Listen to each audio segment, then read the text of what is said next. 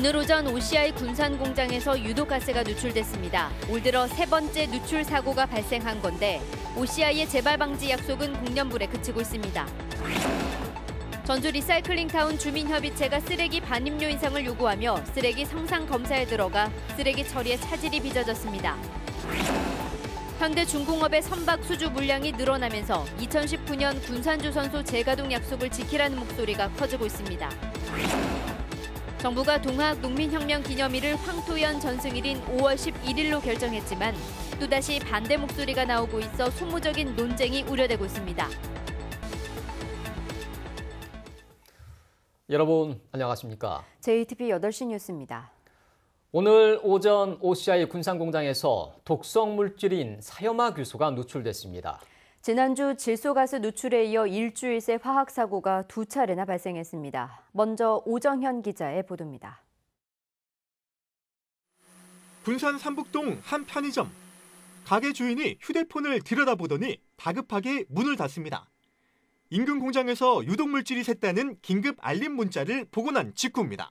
황당했어요. 황당하고 진짜 이걸 어떻게 해야 되나. 나가지 말라니까 무서워서 못 나가고. OCI 군산 공장에서 사염화 규소가 누출된 건 오늘 오전 10시 반쯤. 배관 외부에 사염화 규소가 맺힌 걸 확인한 공장 측이 곧바로 밸브를 잠갔지만 이미 10리터가량이 샌 뒤였습니다.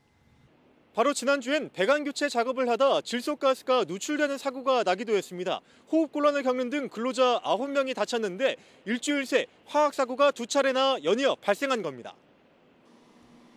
사염화 규소는 피부 화상이나 호흡기 손상을 일으키는 독성 물질. 3년 전 누출 사고 땐 8,300여 제곱미터 논에서 벼가 탔고 16명이 입원 치료를 받았습니다. 화나죠. 정말 화나죠. 정말. 3년 전에 사고 피해가 있는데도 이게 너무 계속 반복되니까. 신고를 받은 소방당국이 살수차 6대를 투입해 중화 작업을 벌였고 인명피해는 발생하지 않았습니다. 사고 직후 바로 인근 대기 측정을 했으나 유독 물질은 검출되지 않은 것으로 나타났어요.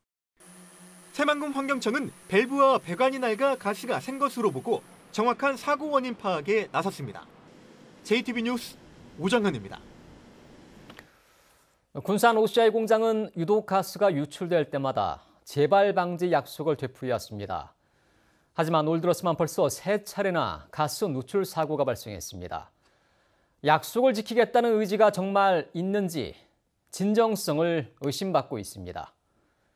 김진영 기자가 보도합니다. 공장에서 나온 희뿌연 연기가 안개처럼 피어오릅니다. 지난 2015년 OCI 군산 공장에서 유독가스인 사염화 규소가 누출됐습니다. 가스에 노출된 주민들이 고통을 호소해 병원으로 옮겨졌고 인근 농경지 벼가 타들어가는 피해를 입었습니다. 23년 만에 또 이런 사고 또 났어요. 언제 날지 모르는 사고가 그 앞에 사고 있습니다. 막대한 피해를 주는 OCI 군산 공장의 가스 누출 사고는 최근 들어 빈번해지고 있습니다. 2015년 6월에 한 차례, 2017년 6월과 7월에는 2차례 사염화 규소 가스가 유출됐습니다. 올해 들어서는 지난 7월에 황리이 유출됐고 지난 14일 질소가스가 유출된 지 일주일 만에 또다시 사염화 규소가 새는 등 모두 3차례 발생했습니다. OCI 군산 공장은 가스 유출 사고가 발생할 때마다 재발 방지를 약속했지만 유출 사고는 오히려 해마다 늘고 있는 겁니다. 매일 반복되고 거기에는 대책도 안 세워주고 그런 부분들이 제일 답답하죠. 답답하고 불안하고. 재발 방지를 위해 노력하겠다던 공장 측의 약속이 공연불에 그치면서 주민들의 불안감이 더욱 깊어지고 있습니다. JTB 뉴스 김진영입니다. 전라북도가 이달 말까지 화학물질 누출 사고가 잇따라 발생한 OCI 군산 공장에 대해서 정밀 점검을 실시합니다. 이번 점검에는 익산화학재난방지센터와 한국환경공단도 함께합니다. 전라북도는 오염물질 배출과 화학물질 관리 실태, 안전시설 등을 집중적으로 들여다보기로 했습니다. 쓰레기 반입료 인상을 요구하는 전주 리사이클링타운의 주민협의체가 오늘부터 쓰레기 성상검사에 들어갔습니다. 평소보다 5시간 가까이 쓰레기 처리가 지연되면서 쓰레기 수거에도 차질이 빚어졌습니다. 나금동 기자의 보도입니다. 재활용 쓰레기만 담는 봉투를 열어보자 파인애플 껍데기가 섞여 나옵니다. 다른 봉투에는 땅콩 껍질이 담겨 있습니다. 전주 리사이클링 타운 협의체 주민들이 음식물과 재활용 쓰레기 수거 차량의 10%를 대상으로 검사를 실시했습니다. 검사 때문에 평소보다 쓰레기 처리 작업이 5시간 가까이 더 걸려 쓰레기 수거 차량에 발이 묶였습니다. 이게 기본이 한 4시간 그 정도, 3시간, 4시간 그렇게 기다려서 한참 두고 있다는데. 그럼 다른 데 다 가보시죠. 지금 수거가 안 돼가지고 지금 다 밀려 있어요. 주민지원협의체는 쓰레기 반입량이 당초 전주시와 계약한 양보다 증가했다며 늘어난 만큼 반입 수수료 1억 원을 증액해 줄 것을 요구하고 있습니다. 재활용품도 원래 60톤 들어오기로 했는데 현재 84톤이 들어오고 있습니다. 그래서 그 증가한 만큼 반입 수수료를 더 달라는 겁니다, 저희는. 이에 대해서 전주시는 소각장이나 쓰레기 매립장 주민과의 형평성 문제 등을 이유로 어렵다는 입장입니다. 주민 협의체 임원님들을 불러서 우리 전주시 의회와 같이 소통하는 시간을 가져서 해결하도록 이렇게 하겠습니다. 쓰레기 성상검사 물량이 늘어날수록 쓰레기 처리는 더 차질을 빚을 수밖에 없어 장기화할 경우 쓰레기 대란도 우려되고 있습니다. JTB 뉴스 나금동입니다. 완주군이 테크노밸리 제2산업단지에 들어설 폐기물 매립장 건립과 관련해 주민 의견을 다시 수렴한 뒤 추진해 나가겠다고 밝혔습니다. 박성일 완주군수는 오늘 기자간담회에서 2013년부터 완주군 봉동읍에 추진해온 완주 테크노밸리 제2산업단지의 폐기물 매립장 건립 계획을 중단하고 위치를 다시 선정하는 등 여론을 수렴해 진행하겠다고 말했습니다. 최근 주민들은 반대대책위원회를 만들어 폐기물 매립장이 들어설 위치가 학교 등 주거 밀집 지역과 가까워 건강권과 환경권 등이 침해된다며 건립을 반대해왔습니다. 전북지방경찰청은 유권자에게 혼란을 줄 수 있는 문구가 적힌 현수막을 게시해 공직선거법을 위반한 혐의로 박준배 김제시장을 불구속 기소 의견으로 검찰에 송치했습니다. 경찰은 박 시장이 지난 3월 김제시 선거사무소 외벽에 문재인 대통령이 자신을 지지한 것으로 보이는 문구가 적힌 현수막을 걸었는데 해당 발언의 시점은 4년 전인 2014년 지방선거 기간이어서 유권자에게 혼란을 준 것으로 판단했다고 밝혔습니다. 현대중공업의 선박 수주 물량이 지난해부터 꾸준히 늘어나고 있습니다. 연간 70척을 수주하면 2019년에 군산조선소를 재가동하겠다는 약속을 지켜라. 이런 목소리가 커지고 있습니다. 김철 기자가 보도합니다. 군산시 오식도동의 현대중공업 협력업체입니다. 일감이 없어서 프레스 선박 가공기계를 2년째 놀리고 있습니다. 이들 협력업체가 손꼽아 기다리는 건 군산조선소의 재가동입니다. 지난 2016년 11척에 그쳤던 현대중공업의 선박 수주 물량은 지난해 48척으로 늘었고 올해는 10월까지 48척으로 집계됐습니다. 이런 추세대로라면 올 연말 70척을 달성할 수도 있습니다. 70척은 현대중공업이 2019년 재가동의 전제 조건으로 약속한 수주 물량입니다. 2019년도에 문을 열겠다는 약속을 했기 때문에 어찌 보면은 희망 고문을 당하고 있는 거나 마찬가지고 만약에 2019년이 돼서도 문을 열지 않고 재가동을 안 시키면은 회사는 폐업을 하고 근로자들은 뿔뿔이 흩어져야 되는 그런 아주 어려운 상황에 있습니다.